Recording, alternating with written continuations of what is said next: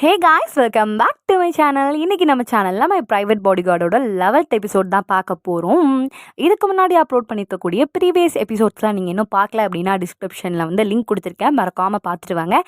ஏன் இப்படி சொல்கிறேன் அப்படின்னா வந்துட்டு நீங்கள் திடீர்னு இந்த வீடியோ பார்த்து உங்களுக்கும் புரியாமல் எனக்கும் புரியாமல் ஒரே வந்துட்டு குழப்பமாக இருக்கும். அதனால் டிஸ்கிரிப்ஷனில் லிங்க் கொடுத்துருக்கேன், மறக்காமல் போயிட்டு பார்த்துட்டு வாங்க. அப்போ தான் வந்துட்டு இந்த எபிசோடு உங்களுக்கு புரியும். சரி வாங்க, டைம் வேஸ்ட் பண்ணாமல் வீடியோக்குள்ளே போயிடலாம். அதுக்கு முன்னாடி நீங்கள் இன்னும் நம்ம சேனலை சப்ஸ்கிரைப் பண்ணாமல் பார்த்துட்டு இருந்தீங்கன்னா சப்ஸ்கிரைப் பண்ணிக்கோங்க. அது மட்டும் இல்லாமல் இந்த வீடியோ உங்களுக்கு பிடிச்சிருந்ததுன்னா மட்டும் கமெண்ட் பண்ணுங்கள், லைக் பண்ணுங்கள், ஷேர் பண்ணுங்கள். சரி வாங்க, டைம் வேஸ்ட் பண்ணாமல் வீடியோக்குள்ளே போயிடலாம். ஸ்டார்டிங்லேயே நம்ம ஜோஹனை தான் காட்டுறாங்க. அவர் பெற்ற சீம புத்திரன் அதான் நம்ம ஜோர்டனை போட்டு வருன்னு வறுத்து எடுத்துக்கிட்டு இருக்காரு.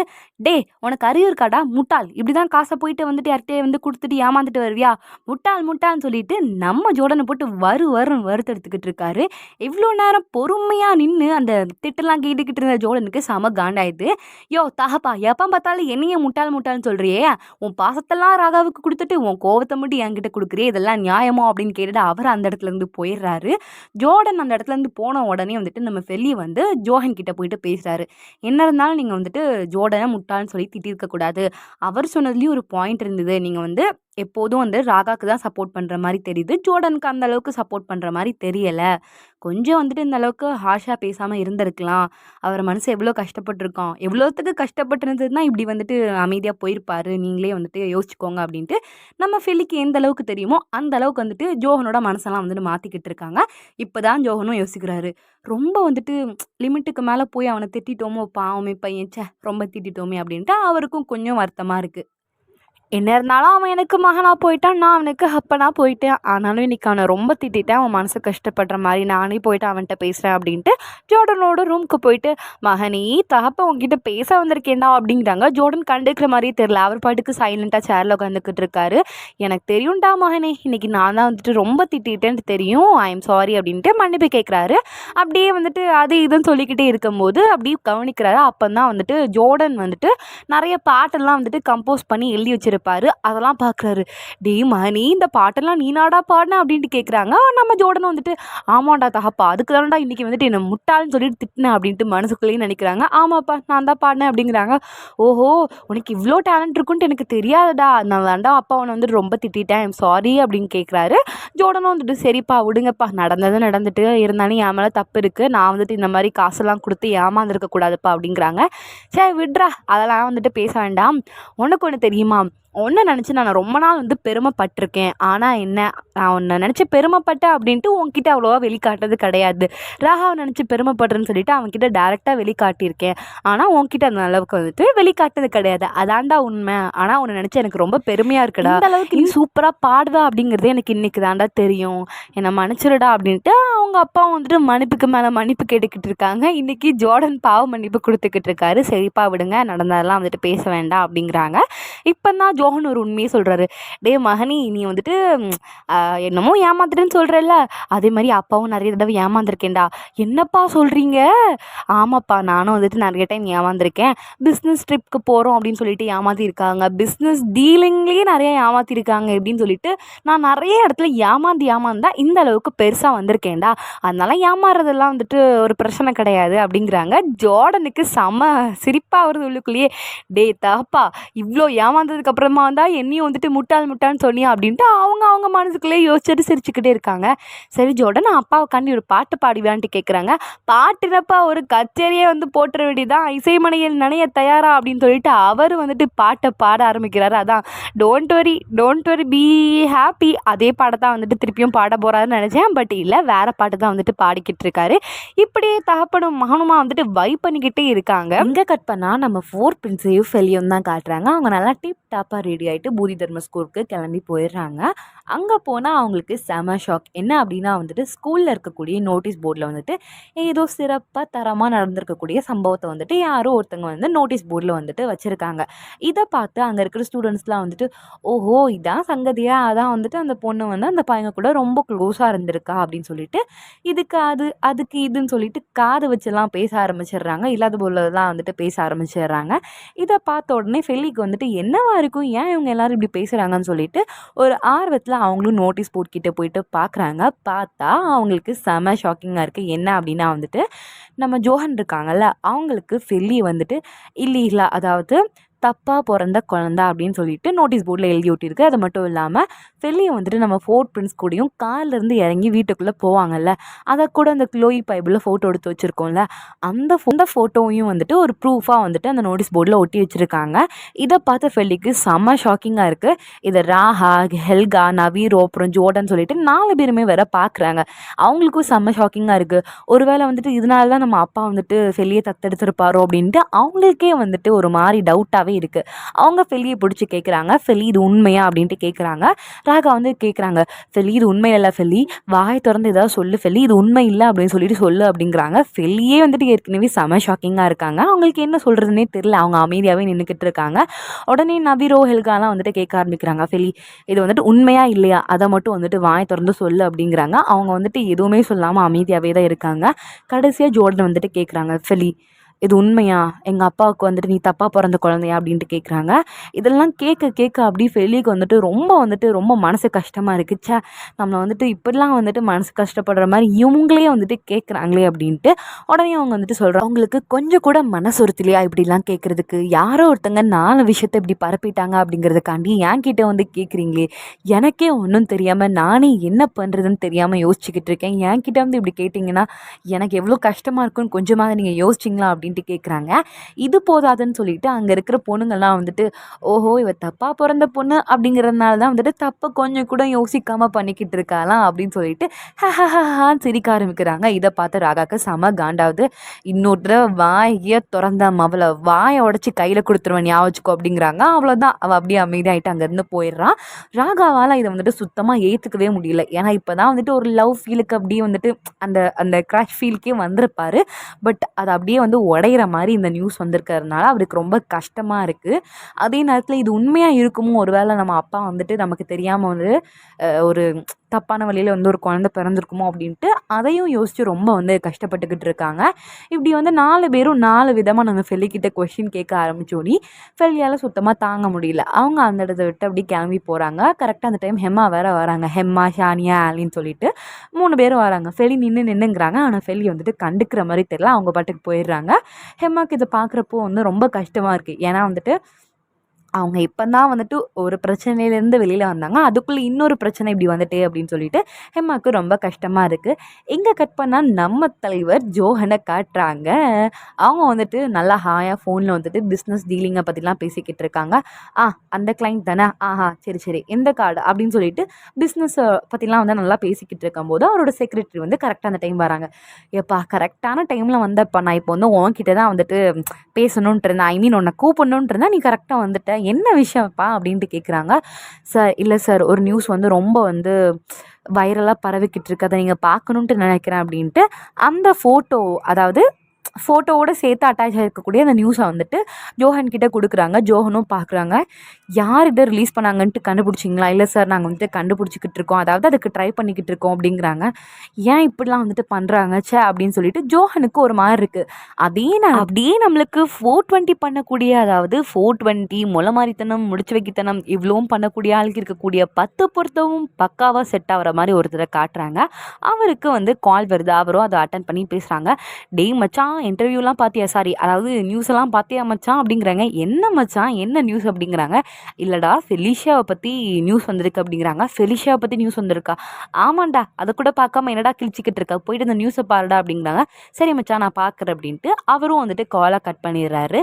இங்கே கட் பண்ணால் நம்ம ஃபெலியை காட்டுறாங்க. வழக்கம் போல் ஸ்கூல்லாம் முடிஞ்சோடனே வீட்டுக்கு போகாமல், அதாவது ஜோஹனோட வீட்டுக்கு போகாமல் ஆர்ஃபனேஜுக்கு போயிட்டு ஐடா மேமை பார்த்து பேசுகிறாங்க. மேம், இப்போ வந்துட்டு என்னை பற்றி தப்பாக நியூஸ்லாம் வந்துட்டு ரிலீஸ் பண்ணுறாங்க மேம், என்னால் இதை வந்துட்டு கொஞ்சம் கூட ஏற்றுக்க முடியல மேம், எனக்கு ரொம்ப மனசு கஷ்டமாக இருக்குது மேம், நான் வந்துட்டு தத்தே போக வேண்டாம், அடாப்டேஷன் அப்படிங்கிற ஒரு இதே வேண்டாம் அப்படிங்கிறதுக்காண்டி தானே மேம் ஆர்ஃபனேஜ்லேயே இவ்வளோ வருஷம் இருந்தேன், ஜோஹன் சார் கூப்பிட்டதுனால தானே மேம் போனேன், அதுவும் இல்லாமல் அவங்க 4 பேரும் என் மேலே இப்போ பாசத்தை வச்சுக்கிட்டே வந்துட்டு என்கிட்ட இப்படி கேள்வியெல்லாம் கேட்கும் போது என்னால் வந்துட்டு அவங்க மூஞ்ச பார்த்து பதில் கூட சொல்ல முடியல மேம். அவ்வளோத்துக்கு எனக்கு ரொம்ப அசிங்கமாக இருக்குது மேம். என்னால் முடியல மேம் அப்படின்ட்டு அவங்க மனசுக்குள்ளே இருக்கிற கஷ்டத்தெல்லாம் ஐடா மேம் கிட்ட ஷேர் பண்ணிகிட்டே வந்துட்டு அப்படியே அழுகுறாங்க. அந்த டைம் பார்த்து அந்த 420 மொல்ல மாதிரி முடிச்சு வைக்கத்தனம்லாம் செட் ஆகுதுன்னு அந்த ஆள் ஆர்ஃபனேஜுக்கு வராரு. வந்துட்டு நம்ம ஃபெலியை பார்த்து, நீ ஃபெலிஷியாவாமா அப்படின்ட்டு கேட்குறாங்க. ஆமாம் சார், நான் ஃபெலிஷியா தான், நீங்கள் யார் அப்படின்ட்டு கேட்குறாங்க. ஐடா மாமா வந்துட்டு, ஆமாம் நீங்கள் யார் சார் அப்படிங்கிறாங்க. ஓ சாரி, ஏன்னா வந்துட்டு நான் ப்ராப்பராக வந்துட்டு உங்ககிட்ட இன்ட்ரடியூஸ் பண்ணல. என் பேர் ஆண்ட்ரூஸ் கிரிடால்ட், நான் வந்துட்டு ஃபெல்லியோட பயாலஜிக்கல் ஃபாதர் அப்படிங்கிறாங்க. இதை கேட்ட நம்ம ஃபெல்லிக்கு செம ஷாக்கிங்காக இருக்குது. என்னது இவர் தான் நம்ம அப்பாவா அப்படின்னு சொல்லிட்டு பெரிய குண்டை தூக்கி போட்ட மாதிரியே இருக்குது. இவன் உண்மையை சொல்கிறானா பொய் சொல்கிறானான்னு கூட தெரியலையே. நம்ம வந்துட்டு ஃபெல்லியோட அம்மாவை மட்டும் தானே பார்த்துருக்கோம், அப்பாவை பார்த்தது கிடையாது. ஃபெல்லியை வந்துட்டு எப்படி இவன்கிட்ட கொடுக்குறது அப்படின்ட்டு அவங்களுக்கு செம்ம ஷாக்காக இருக்குது. அவன் ஃபெல்லிக்கிட்ட வந்துட்டு அவர் பேசுகிறாரு. என்னை வந்து மன்னிச்சிருமா, இவ்வளோ வருஷம் அவனை வந்து ஆர்ஃபனேஜில் விட்டுட்டு போனதுக்கு நான் வந்துட்டு ரொம்ப மன்னிப்பு கேட்குறேன். நீ கழுத்தில் போட்டிருக்க இல்லாமல் அந்த பட்டர்ஃப்ளை நெக்லஸ், அதை நான் தாம்மா உங்கள் அம்மாவுக்கு வாங்கி கொடுத்தேன். உங்கள் அம்மாவுக்கு பட்டர்ஃப்ளைஸ் அப்படின்னாலே வந்துட்டு ரொம்ப பிடிக்கும். அதனால தான் வந்துட்டு நீ பிறந்த உடனே அவங்க கழுத்தில் போட்டிருந்த அந்த நெக்லஸை உனக்கு வந்து போட்டு விட்டாங்க. அது மட்டும் இல்லாமல் வந்துட்டு எங்களோட கால சூழ்நிலை காரணமாக தான் வந்துட்டு உன்னை வந்து ஆர்ஃபனேஜில் விட்டோம். அதுவும் கொஞ்சம் நாளாக கூட்டிகிட்டு போயிடலான்னு தான் நினச்சோம். பட் ஆனால் அது வந்துட்டு முடியலாமா, என்னை வந்து மன்னிச்சிருமா, அப்பாவை ரொம்ப மன்னிச்சிருமா அப்படிங்கிறாங்க. ஃபெல்லிக்கு வந்து இதை இன்னும் நம்ப முடியல. ஏற்கனவே ஒரு ஷாக்கு, அந்த ஷாக்குக்கு மேலே ஒரு ஷாக் கொடுத்த மாதிரி இருக்குது. அவங்க அப்படியே சைலண்ட்டாகவே இருக்காங்க. திடீர்னு அந்த ஆள் வந்துட்டு ஒரு 2 ஃபோட்டோ எடுத்து காட்டுறாங்க. இதாம்மா உன்னோட அம்மா, பக்கத்தில் இருக்கிறது தான் வந்துட்டு நான்மா, அது மட்டும் இல்லாமல் எங்கள் கையில் இருக்கிறது நீ தான்மா, நீ குட்டி குழந்தையாக இருக்கும் போது இப்படி தான்மா இருப்ப அப்படின்னு சொல்லிட்டு அவரும் ஒரு ஃபோட்டோவெல்லாம் காட்டுறாரு. பார்த்தா இவர் தான் நம்ம ஃபெல்லிக்கு அப்பாவாக இருப்பார் போல். நம்மளுக்கே கொஞ்சம் லைட்டாக வந்து நம்மனும் போல தான் தோணுது. ஃபெல்லியும் அந்த ஃபோட்டோவே பார்த்துக்கிட்டு இருக்காங்க. அது மட்டும் இல்லாமல் ஐடா மேமும் அந்த ஃபோட்டோவை பார்த்துட்டு, ஆமாம் ஃபெல்லி, அந்த பொண்ணு தான் வந்துட்டு உன்னை வந்து ஆர்ஃபனேஜில் விட்டுட்டு போனாங்க, எனக்கு நல்லா ஞாபகம் இருக்குது, அவங்க தான் வந்துட்டு உன்னை வந்து விட்டுட்டு போனாங்க. அது மட்டும் இல்லாமல் கொஞ்ச நாளில் கூட்டிகிட்டு போயிடுவேன்ட்டு வேறு சொல்லிட்டும் போனாங்கம்மா அப்படிங்கிறாங்க. ஃபெல்லிக்கு ஓரளவுக்கு வந்து நம்பிக்கை வருது, இவர் நம்ம அப்பா தான் அப்படின்னு சொல்லிட்டு. ஏன்னா ஃபோட்டோலாம் காட்டும்போது நம்மளேனா என்ன ஆகும், கொஞ்சம் நம்பிக்கை வருது, நம்ம அப்பா தான் அப்படின்னு சொல்லிட்டு. அவரும் வந்துட்டு நிறைய வந்து டயலாக்லாம் விட்டுக்கிட்டு இருக்காரு. என்னால் ஒன்று பிரிஞ்சிருக்க முடியாதுமா, நான் ரொம்ப கஷ்டப்பட்டேமா ஒன்று பிரிஞ்சிருக்கா அப்படி இப்படின்னு சொல்லிட்டு அவர் ஆற்று நாத்திக்கிட்டு இருக்காரு. கால சூழ்நிலையும் சொல்லலாமா, உங்கள் அம்மாவுக்கு கொஞ்சம் உடம்பு சரியில்லை, அதனால தாம்மா வந்துட்டு உன்னை பார்க்க முடியாதுன்ட்டு உன்னை ஆர்ஃபனேஜில் விட்டுருந்தோம். சரியானதுக்கப்புறம் உன்னை திருப்பி வீட்டுக்கு கூட்டிகிட்டு வந்துடலான்ட்டு நினச்சோம். பட் ஆனால் அது வந்து நடக்கலாமா, உங்கள் அம்மாவுக்கு வந்துட்டு உடம்பு சரியில்லாமல் இருந்தே அவங்க வந்து இறந்து போயிட்டாங்க. அதனால் வந்துட்டு நான் ரொம்ப டிப்ரெஷனுக்கு போயிட்டேம்மா, அதனால் எனக்கு ஒரு வாழ்க்கையே வேண்டாம், குழந்தையே வேண்டாம் அப்படின்னு சொல்லிட்டு நான் தனிமையிலே இருந்தேம்மா. ஆனால் இப்போ அப்படி கிடையாது, என்னோடய வாழ்க்கையை புதுசாக ஸ்டார்ட் பண்ணணுன்ட்டு நினைக்கிறேன். அதுவும் என்னோட குழந்தையோட, என்னோட பொண்ணோட வந்துட்டு என் வாழ்க்கையை ஸ்டார்ட் பண்ணணுன்ட்டு நினைக்கிறேம்மா. நீ வந்துட்டு எனக்கு வந்து வேணும்மா, அப்பா கிட்ட வந்துருமா அப்படிங்கிறாங்க. ஃபெலிக்கு என்ன சொல்கிறதுனே தெரியல. ஏன்னா வந்துட்டு அம்மா இருந்தாலும் இவ்வளோ வருஷம் கழிச்சா வந்து கூப்பிட வருவாங்கன்ட்டு அவங்களுக்கு ஒரு சின்ன டவுட் இருக்குது தான் செய்யுது, இவர் நம்ம அப்பாவா அப்படின்னு சொல்லிட்டு. லைட்டாக நம்பிக்கையும் வருது, லைட்டாக டவுட்டும் இருக்குது. சரி என்னாலும் பார்த்துக்கலாம் அப்படின்ட்டு மனசில் ஒரு கான்ஃபிடென்ஸும் வந்துட்டு அவங்களுக்கு வருது. அப்போ அவர் வந்துட்டு, நீ வந்து உடனே வந்து முடிவெடுக்க வேண்டாமா, பையன் வந்துட்டு முடிவெடுத்தாலே போதும். ஐடா மேம் வேறு சொல்கிறாங்க, எனக்கு வந்துட்டு என்ன ஏதுன்னு சொல்ல முடியாது. ஏன்னா வந்துட்டு ஃபெல்லியோட முடிவு தான் எனக்கு வந்துட்டு எல்லாமே. ஃபெல்லிக்கு விருப்பம் அப்படின்னா நான் வந்துட்டு உங்கள் கூட விடுறேன், ஃபெல்லிக்கு விருப்பம் இல்லைன்னா கண்டிப்பாக நான் வந்துட்டு உங்ககிட்ட விடவே மாட்டேன் அப்படிங்கிறாங்க. உடனே அந்த ஆளும் வந்துட்டு, சரி ஃபெல்லியோட விருப்பம் தான் எனக்கும் வந்துட்டு முக்கியம், ஃபெல்லிக்கு பிடிச்சிருந்தா மட்டும் என் கூட வந்தால் போதும், நீ நல்லா யோசிச்சுட்டு சொல்லுமா, நாளைக்கு அப்பா வந்து உன்னை வந்து பார்க்குறேன் அப்படிங்கிறாரு. இங்கே கட் பண்ணால் நம்ம 4 ஃப்ரெண்ட்ஸை காட்டுறாங்க. அவங்க யாரையும் அடித்து தூக்கி போடுற மாதிரியே வீட்டுக்குள்ளே என்ட்ரியை விடுறாங்க. அதுலேயும் எப்படி, டே தாப்பா உண்மையை சொல்கிறா, எவ்வளோ நாள்டா இந்த விஷயத்தை எங்ககிட்ட இருந்து மறைச்சி வைக்கலான்ட்டு பிளான் போட்டுட்டு இருந்தேன், இப்போ மொத்தமாக வந்துட்டு இந்த மொத்த உலகத்துக்குமே தெரிஞ்சிடுடா, அவள் உன் பொண்ணாடா அப்படின்ட்டு கேட்குறாங்க. டே மகனே, அப்பனுக்கு கொஞ்சம் மரியாதை கொடுங்கடா, அவள் என்னோட பொண்ணே இல்லைடா அப்படிங்கிறாங்க. இவ்வளோ பெரிய பொண்ணு இருக்கிறது எங்ககிட்ட இருந்து மறைச்சிட்டே இல்லை தாப்பா அப்படின்ட்டு கேட்கவும், இல்லைடா மகனே சத்தியமாக சொல்கிறேன், ஃபெல்லி வந்துட்டு எனக்கு பிறந்த பொண்ணு கிடையாதுப்பா அப்படிங்கிறாங்க. ஆனால் விடுற மாதிரி தெரில, அவங்களுக்கு வந்து நம்பிக்கையே வரல. டே தாப்பா, இப்போ நீ மட்டும் உண்மையை சொல்லன்னு வை, அவ்வளோதான், நடக்கிற விஷயமே வேற, பார்த்துக்கோ, ஏதாவது சிறப்பாத்தரமாக சம்பவம் பண்ணி விட்ருவோம், நீ வந்து ஒன்றும் இல்லை 4 பையங்களை பெற்று வச்சுருக்க, நல்லா ஞாபகம் வச்சுட்டு உண்மையை சொல்ல அப்படிங்கிறாங்க. இப்போ சத்தியமாக சொல்கிறேன், ஃபெல்லி வந்து எனக்கு பிறந்த பொண்ணு இல்லைன்ட்டு அவரும் வந்துட்டு என்னெல்லாமோ சொல்லி ட்ரை பண்ணி பார்க்காரு. பட் புரிகிற மாதிரி இல்லை. அந்த டைம் கரெக்டாக ராகா ஒரு பாயிண்ட்டை பிடிச்சிடுறாரு. என்ன அப்படின்னா வந்துட்டு, இதுக்கு முன்னாடி வந்து இவர் வந்து ஒரு விஷயத்தில் வந்து சிக்கியிருப்பார். பட் அப்பவும் வந்து உண்மையை ஒத்துக்காமல், இல்லைப்பா அப்படி இல்லை இப்படி இல்லைன்னு சொல்லிட்டு மழுப்பியிருப்பார். அந்த மாதிரி தான் இப்போவும் மழுப்புறாரோ அப்படின்னு சொல்லிட்டு அவருக்கு ஒரு சின்ன டவுட்டு. உடனே அதை கேட்குறாரு. அப்படின்னு நம்மளுக்கு ஒரு குட்டி ஃப்ளாஷ்பேக்கை காட்டுறாங்க. என்ன அப்படின்னா வந்துட்டு, ஜோஹனுக்கு வந்து இன்னொரு லேடி கூட ரிலேஷன்ஷிப் இருக்கும். அவருக்கு வந்து திருப்பியும் கல்யாணம் பண்ணணுன்ட்டு ஆசை இருக்கும். பட் அதை எப்படி இவங்க 4 பேர்கிட்டயும் சொல்கிறதுன்னு தெரியாமல் வந்துட்டு அவங்களோட ரிலேஷன்ஷிப்பை சீக்ரெட்டாக வந்து வச்சுருப்பாங்க. ஆனால் ஒரு நாள் அந்த லேடி கூட இவங்க ஷாப்பிங் போகும்போது ராஹா கிட்ட வகையாக சிக்கிக்கிறாங்க. அப்போ வந்துட்டு அவருக்கு அவ்வளோதான் ஹார்ட் வந்துட்டு லப்பு டப்பு லப்பு டப்புன்னு துடிக்குது. யார்கிட்ட மாட்டக்கூடாதுன்னு நினச்சோன்னா கடைசியில் அவன்கிட்டயே மாட்டிட்டேன். இன்னும் என்ன நடக்க போதோ அப்படின்ட்டு ஒரு பயத்தோடயே இருக்காங்க. அது மஹால் அப்படிங்கிறதுனால வந்துட்டு ராகாவும் ஒன்றும் சொல்லாமல் வீட்டுக்கு வந்த உடனே பொட்டி படிக்கையெல்லாம் கட்டிட்டு வீட்டை விட்டு வெளியில் போகிறாரு. ஜோஹன் வந்துட்டு நில்லு ராகா, எங்கேயும் போகாத ராகான்னு கெஞ்சாத குறையுமா கெஞ்சிக்கிட்டு இருக்காரு. நீங்கள் வந்துட்டு வேற ஒருத்தங்களை கல்யாணம் பண்ண போகிற விஷயத்தையே எங்ககிட்ட சொல்லவே இல்லைல்ல அப்படிங்கிறாங்க. இல்லைப்பா, எனக்கு வந்து உங்ககிட்ட எப்படி சொல்லணும்னு தெரியல, அதனால தான் நான் சொல்லலை அப்படின்னு சொல்லிட்டு அவரும் ஏதோ சொல்ல ட்ரை பண்ணுறாரு. பட் ராகா கேட்குற மாதிரி இல்லை. நீங்கள் வந்துட்டு எங்ககிட்ட சொல்லாமலே அந்த பொம்பளையை கல்யாணம் பண்ணிட்டு வரலான்ட்டே பிளான் பண்ணிட்டீங்க அப்படி தானேன்ட்டு கேட்குறாங்க. இதுக்கு நவீரோ, ஹெல்கா, ஜோர்டன் அப்படின்ட்டு 3 பேர் வேறு சப்போர்ட்டு. ஆமாம், நீங்கள் வந்துட்டு எங்கள் கிட்ட வந்து சொல்லியிருக்கலாம், ஏன் சொல்லலை அப்படின்ட்டு அவங்களும் வந்துட்டு கேட்குறாங்க. இல்லைப்பா, உங்ககிட்ட சொன்னால் நீங்கள் என்ன நினைப்பீங்கன்னு சொல்லிட்டு ஒரு பயத்திலேயே சொல்லாமல் விட்டுட்டேன்ப்பா. உங்ககிட்ட சொல்லாமல் எப்படிப்பா நான் வந்துட்டு திருப்பிலாம் கல்யாணம் முடிப்பா, அப்படிலாம் பண்ண மாட்டேன்ப்பா அப்படிங்கிறாங்க. ஜோர்டன் வந்துட்டு ஏன்ப்பா இப்படி பண்ணீங்கன்ட்டு கேட்குறாங்க. எதுவுமே எதுவுமே குறை சொல்லாமல் எதுவுமே இது பண்ணாமல் அமைதியாக சைலண்ட்டாக இருக்கிற ஜோர்டனே கேட்ட உடனே கொஞ்சம் வந்துட்டு ஜோஹனுக்கு கொஞ்சம் ஒரு மாதிரி தான் இருக்குது. ராகா வந்துட்டு என்னமோ பண்ணி தொலைங்க, எனக்கு வந்துட்டு இந்த விஷயத்தில் வந்து தலையிடுறதுல விருப்பம் இல்லை, நான் வந்து இங்கேருந்து போகிறேன் அப்படின்னு சொல்லிட்டு அவர் கிளம்புறாரு. ஆனால் ஜோஹன் வந்துட்டு போகாதடா, அப்பா விட்டுட்டு போகாதடா அப்படிங்கிறாரு. இல்லை, இந்த விஷயத்தில் வந்து எனக்கு கொஞ்சம் வந்துட்டு என்ன சொல்கிறதுன்னு தெரியல, எனக்கு வந்து எதுவும் சொல்ல முடியல, எதுவும் சொல்ல வச்சிடாதீங்க, நான் வந்து போகிறேன், அப்படியே விட்டுருங்க அப்படிங்கிறாங்க. ஆனாலும் அவர் வந்துட்டு ராகா போகாத, உன்னோட லைஃபே வந்து ஸ்பாயில் ஆயிரும், இது வந்து படிக்கக்கூடிய டைமாக போகாத அப்படிங்கிறாங்க. எனக்கு வந்து இப்போ என்ன பண்ணணும்னு தெரியும், என்னோடய வாழ்க்கையை உங்களே மாதிரி நான் வந்து சீக்ரெட்டாக வச்சு நடத்த மாட்டேன். அது மட்டும் இல்லாமல் என்னோடய ஃப்யூச்சர் கரியரை தேடி தான் நான் போகிறேன், யூஎஸ்ஏக்கு போகிறேன், இப்போ வந்து ஃப்ளைட் ஏற போகிறேன், என்னை விடுங்க அப்படிங்கிறாங்க. ஜோர்டன் வந்துட்டு இன்னும் 2 நாள் ஸ்கூல் திறக்க போகுதுடா, போகாத இரு அப்படிங்கிறாங்க. இல்லை நான் வந்துட்டு கொஞ்சம் பிரேக் எடுக்கணும்னு நினைக்கிறேன், கண்டிப்பாக போயே தீர போகிறேன்ட்டு அந்த டைமில் வந்துட்டு அவங்க அப்பா சொல்ல மீறியும் வந்து அவர் போயிருப்பார். அதெல்லாம் யோசித்து பார்த்துட்டு வந்துட்டு திருப்பி கேட்குறாரு, இப்போ சொல்லுங்கள் உண்மையா இல்லையா அப்படின்ட்டு. உண்மையாக சொல்கிறேன்ப்பா, அவள் வந்துட்டு எனக்கு பிறந்த பொண்ணு இல்லை அப்படிங்கிறாங்க. இப்போ தான் வந்துட்டு 4 பேருக்கும் கொஞ்சம் வந்து நிம்மதியாக இருக்குது. அது மட்டும் இல்லாமல் வருத்தமாக இருக்குது. ஏன்னா ஃபெல்லிக்கிட்ட ரொம்ப ஹார்ஷாக வந்து பேசியிருப்பாங்க. என்னெல்லாம் கேட்கக்கூடாதோ அவ்வளோத்தையும் கேட்டு அவளோட மனசை வந்து புண்படுத்தியிருப்பாங்க. நவீரும் வந்துட்டு அப்போ இவ்வளோ விஷயங்கள் வந்து செய்தி எல்லாமே வந்துட்டு இந்த நியூஸ் எல்லாமே வந்துட்டு ஃபேக் அப்படி தானே, அப்போது நம்ம ஃபெல்லிக்கிட்ட தேவையில்லாமல் ஏகப்பட்ட விஷயத்த கேட்டு அவளோட மனசை ஹர்ட் பண்ணிட்டோம். பாவம் ஃபெல்லி எங்கே இருக்காளோ என்னவோ அப்படின்னு சொல்லிட்டு அவங்க எல்லாமே வந்து மனசுக்குள்ளேயே ரொம்ப கஷ்டப்பட்டுக்கிட்டு இருக்காங்க. ஜோஹன் கேட்குறாங்க, ஃபெல்லி எங்கப்பா அப்படின்ட்டு. தெரிலப்பா, நாங்கள் மட்டும்தான் இன்றைக்கி ஸ்கூல்லேருந்து வந்தோம், நாங்கள் வரும்போதே ஃபெல்லியை பார்க்கல அப்படிங்கிறாங்க. இப்படி இவங்க எங்கே கட் பண்ணால் க்ளோயை காட்டுறாங்க. பயபுள்ள செம்ம ஜாலியாக குஷியாக என்ஜாய் பண்ணிக்கிட்டு கொண்டு பார்த்தா அதுக்கு ஆப்போசிட்டாக அப்படியே சோகமாக இருக்காங்க. என்ன அப்படின்னா வந்துட்டு இப்படி ஒரு ஃபேக்கான ஒரு நியூஸை வந்து பப்ளிஷ் பண்ணோம் அப்படின்னா ஃபெல்லியோட இமேஜ் வந்து டோட்டலாக டேமேஜ் ஆயிரும். அவளால் வந்துட்டு இனிமேல் வெளியில் மூஞ்சி கொடுத்து கூட பேச முடியாது. அவளை வந்து ரொம்ப வந்து அருவருப்பாக தான் எல்லோரும் பார்ப்பாங்க அப்படின்னு நினச்சிருப்பாங்க. பட் அதுக்கு ஆப்போசிட்டாக, அதாவது ஜோஹன் இருக்காங்கல்ல, அவங்களோட இமேஜ் தான் வந்து ரொம்ப வந்து குறைஞ்சிக்கிட்டே வருது. அவங்க ஒரு ஃபேமஸான லாயராக இருப்பாங்க. ஸோ அவங்களோட கிளைண்ட்ஸ் எல்லாருமே வந்துட்டு ரொம்ப தப்பாக அவங்கள பற்றி கமெண்ட்லாம் பண்ணுறாங்க.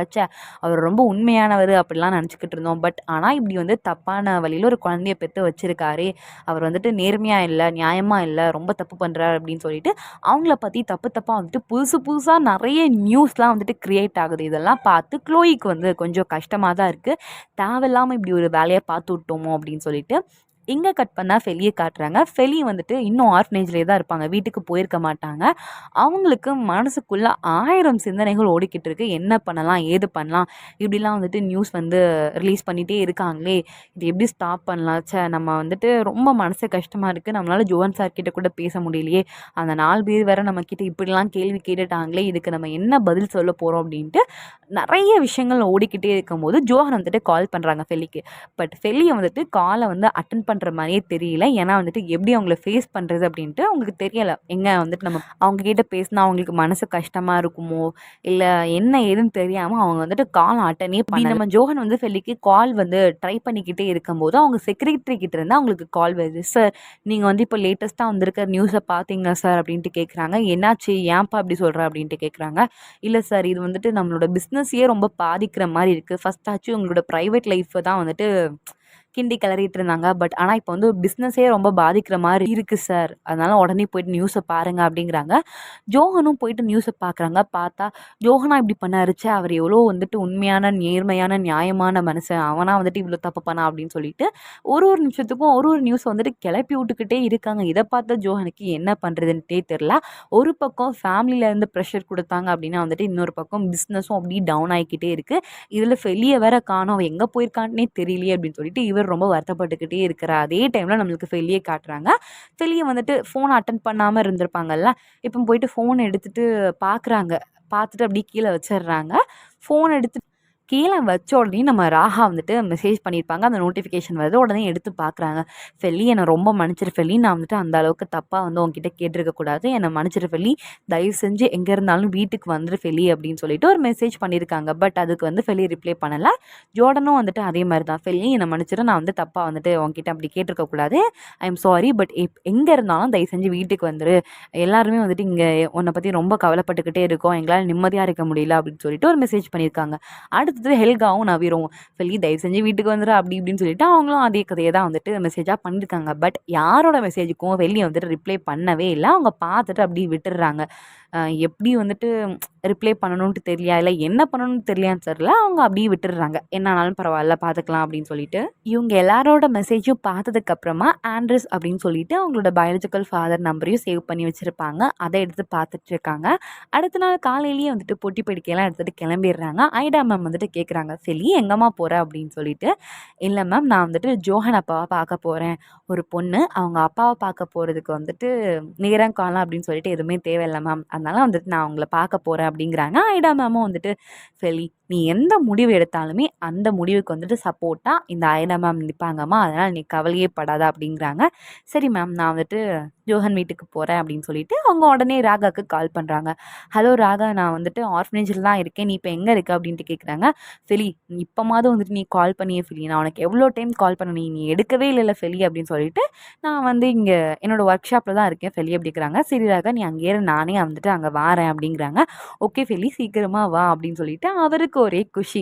ஏன்னா வந்துட்டு அவருக்கு வந்து நம்ம ஃபெலி மேலே ஒரு அதான்ப்பா அந்த க்ரஷ்லாம் கிடையாது, லவ் தான் இருக்குது.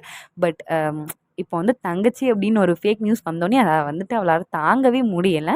அதுலேருந்து இப்போ வந்து திருப்பியும் வந்து லவ் ஃபீல்க்கே வந்துடுறாரு. அப்படியே ஒரு மாதிரி ஜாலியாக வந்துட்டு வேலை பார்த்துக்கிட்டே இருக்கும்போது நம்ம ஃபெல்லி வந்துட்டு வராங்க. ஃபெல்லி வந்த உடனே காரில் வந்துட்டு தெரியாமல் அவங்களோட தலை வந்துட்டு இடிச்சிருது, நம்ம ராகாவோட தலை. ஐயோ ராகா, பார்த்து வேலை பார்க்கக்கூடாதான், ஏன்பா, ஏன் எதுக்கு இந்த வேலைலாம் அப்படின்ட்டு கேட்குறாங்க. இல்லை ஃபெல்லி, நீ வந்த அந்த குஷி சந்தோஷத்தில் தெரியாமல் இடிச்சிருச்சு அப்படிங்கிறாங்க. சரிப்பா, உருட்டு வாங்கி உருட்டு, நீ உருட்டு அப்படிங்கிறாங்க. இல்லைம்மா சத்தியமாக தான், இந்த வலி கூட பரவாயில்ல, ஆனால் நீ திட்டியிருந்தேன்னா எனக்கு ரொம்ப வலிச்சிருக்கும்மா அப்படிங்கிறாங்க. அதெல்லாம் திட்ட மாட்டேன்ப்பா, விடு அதெல்லாம் விடு. அது மட்டும் இல்லாமல் நான் வந்துட்டு உங்ககிட்ட ஒரு விஷயம் சொல்லணுன்ட்டு வந்தேன் அப்படிங்கிறாங்க. சரி ஃபெலி வா, நம்ம அங்கே போயிட்டு பேசுவோம் அப்படிங்கிறாங்க. இல்லைப்பா, நீ உன்னோட ஒர்க்கை கண்டினியூ பண்ணு, எனக்கு வந்துட்டு நீ காரில் வந்து ஒர்க் பண்ணிகிட்டே இருக்கும்போது பார்க்குறதுக்கு ரொம்ப பிடிக்கும்னு வேறு சொல்லிடுறாங்க. அதை கேட்டோடி ராகா மனசில் அப்படியே வந்துட்டு ரெக்க கட்டி பறக்குது. அது மட்டும் இல்லாமல் வயிற்றுக்குள்ளே பட்டாம்பூச்செல்லாம் வந்துட்டு பறக்குது. அவங்களால வந்துட்டு அந்த ஃபீலிங்கை வந்து வார்த்தையால் எக்ஸ்ப்ரெஸ் பண்ணவே முடியல. சிரிச்சுக்கிட்டே வந்துட்டு திருப்பியும் வந்துட்டு காரில் உள்ள அந்த மெக்கானிக்கல் ஒர்க்லாம் பார்த்துக்கிட்டே இருக்காங்க. அப்போ தான் ஃபெலி சொல்கிறாங்க, நேற்று வந்து என்னோடய பயாலஜிக்கல் ஃபாதர் வந்து என்னை வந்து பார்த்தாரு, அவர் வந்துட்டு என்னை அவர் கூடயே கூட்டிகிட்டு போகணுன்ட்டு ஆசைப்பட்றாரு. அது மட்டும் இல்லாமல் அது வந்துட்டு இந்த ஊர் கிடையாது, வேறு ஊர், அது வந்துட்டு நாளைக்கே நான் கிளம்பி போகிறேன் அப்படிங்கிறாங்க. இதை கேட்டோன்னே அந்த பட்டாம்பூச்சிலாம் கொஞ்சம் லைட்டாக கருப்பாம்பூச்சா மாறிடுது. ஏன் அப்படின்னா வந்துட்டு ஃபெல்லியை வந்துட்டு இனிமேல் அவங்களால பார்க்க முடியாதுல்ல, அந்த ஊர் வந்துட்டு ரொம்ப தூரம். என்ன ஃபெல்லி சொல்கிற, நீ வந்துட்டு அங்கே போகணுமா கண்டிப்பாக அப்படின்ட்டு கேட்குறாங்க. ஆமாப்பா, எனக்கும் வந்துட்டு எங்கள் அப்பா கூட இருக்கணுன்ட்டு ஆசையாக இருக்குது அப்படிங்கிறாங்க. என்ன ஃபெல்லி சொல்கிற, நாளைக்கே கிளம்பி போறியா, இரு ஃபெல்லி நான் ரெஸ்ட் ரூம் போயிட்டு வரேன் அப்படின்னு சொல்லிட்டு டாய்லெட்டுக்கு போகிற மாதிரி போயிட்டு, ராகா நீ வந்து ஷெல்ஃபிஷாக இருக்கக்கூடாது, அவளுக்குன்ட்டு ஒரு ஆசை உண்டு, அந்த ஆசை வந்து கண்டிப்பாக நிறைவேறணும், அவளுக்கு வந்துட்டு அவங்க அப்பா கூட இருக்கணுன்ட்டு ஆசைப்பட்றா, ஸோ அதனால் வந்துட்டு இருக்கலாம், அது வந்து பிரச்சனை கிடையாது, ஆனாலும் வந்துட்டு கொஞ்சம் கஷ்டமாக தான் இருக்குது, பரவாயில்லடா மனசை தேத்திக்கோ, வேறு என்ன பண்ணுறது அப்படின்னு சொல்லிட்டு அவருக்கு வந்துட்டு ரொம்ப கஷ்டமாக இருக்குது. ஆனால் அதை வெளிக்காட்டாமல், ஓகே ஃபெல்லி நாளைக்கு கிளம்புறேன்னு தானே சொன்னேன், நான் உனக்கு ஒரு ப்ராமிஸ் பண்ணியிருந்தேன் ஞாபகம் இருக்கா? ஆ ஆ என்ன ப்ராமிஸ், என்ன ப்ராமிஸா? எடி மறந்துட்டியா? நீ வந்துட்டு எனக்கு ஒரு ட்ராயிங் வரைஞ்சு குடுக்குறதா வந்துட்டு சொல்லியிருந்தேன். நான் வந்துட்டு ட்ராயிங் வரைஞ்சு குடுத்தா, கார் ஓட்ட சொல்லி தரேன் அப்படின்னு சொல்லிட்டு ப்ராமிஸ் பண்ணியிருந்தோம். நீ உன் ப்ராமிஸ வந்துட்டு நிறைவேத்திட்ட. என் ப்ராமிஸ நிறைவேத்த வேண்டாமா? அப்படின்ட்டு கேட்குறாங்க. ஆமாப்பா, அது மறந்தே போச்சுல. பின்ன பிரச்சனைக்கு மேல பிரச்சனையா இருந்ததுன்னா, பிரச்சனை தான் ஞாபகம் இருக்கும். ப்ராமிஸா ஞாபகம் இருக்கும். சரி வாடி சொல்லி தரேன்னு சொல்லிட்டு, கார் ஓட்ட சொல்லி தரதுக்காண்டி வந்துட்டு நம்ம ஃபெலிய கூட்டிட்டு போயிட்டு கார்லலாம் உட்கார வைக்கிறாங்க. இதான் கார் டயர், இதான் கார் சீட், இதான் காரு அப்படின்னு சொல்லிட்டு எல்லாமே சொல்லிக் குடுக்குறாங்க. அது மட்டும் இல்லாம இப்படி வந்து கார் ஓட்ட சொல்லிக் குடுக்கும்போதே வந்துட்டு தலைவர் வேலைய ஆரம்பிச்சிடுறாரு. அப்படியே வந்துட்டு ஜொல்லு விட்டுக்கிட்டே நம்ம ஃபெலிய பார்த்துக்கிட்டு இருக்காரு. ஃபெலிய வந்துட்டு பிரிய போறோம் அப்படிங்கிற ஒரு கஷ்டம் இருந்தாலுமே கூட, ஃபெலிய வந்துட்டு மறக்க முடியல அவரால. ஐயய்யோ! எப்பிட்றா வந்துட்டு இவ இல்லாம இருப்போம் அப்படின்னு சொல்லிட்டு, அவரு வந்து நம்ம ஃபெலிய பார்த்துக்கிட்டு சைட் அடிச்சுக்கிட்டே கார் ஓட்ட சொல்லிக் குடுக்குறாரு. இப்படி கார் ஓட்டிக்கிட்டே இருக்கும்போது 2 பேரும் வந்துட்டு கிஸ் பண்ற மாரி ஒரு சீன் வருது. அப்பந்தான் வந்துட்டு நம்ம தலைவர் ராகாக்கு ரொம்ப பட்டாம்பூச்செல்லாம் பறக்குது. இதோட இந்த எபிசோட் முடியுது. அண்ட் நாளைக்கு கண்டிப்பா வந்துட்டு 2 எபிசோட் வந்து அப்லோட் பண்ணுவேன். ஏன் வந்து எபிசோட்ஸ்லாம் வந்துட்டு நீங்க வந்து அப்லோட் பண்ண மாட்டேங்கிறீங்கக்கா ரெகுலரா அப்படின்னு சொல்லிட்டு கேட்குறீங்க. ஏன் அப்படின்னா வந்துட்டு நான் இன்டர்ன்ஷிப் போயிட்டுருக்கேன். அங்க போயிட்டு வரதுக்கே டைம் கரெக்ட்டா இருக்கும் அப்படிங்கிறதுனால தான் என்னால வந்து ரெகுலரா வீடியோஸ்லாம் அப்லோட் பண்ண முடியல. ஸோ வந்து நாளைக்கு 2 எபிசோட் வந்து அப்லோட் பண்ணுவேன். மறக்காம எல்லாருமே பாருங்க காய்ஸ். அண்ட் உங்களுக்கு இந்த வீடியோ பிடிச்சிருந்ததுன்னா லைக் பண்ணுங்க, ஷேர் பண்ணுங்க, கமெண்ட் பண்ணுங்க. மறக்காம நம்ம சேனலை சப்ஸ்கிரைப் பண்ணுங்க. Bye guys.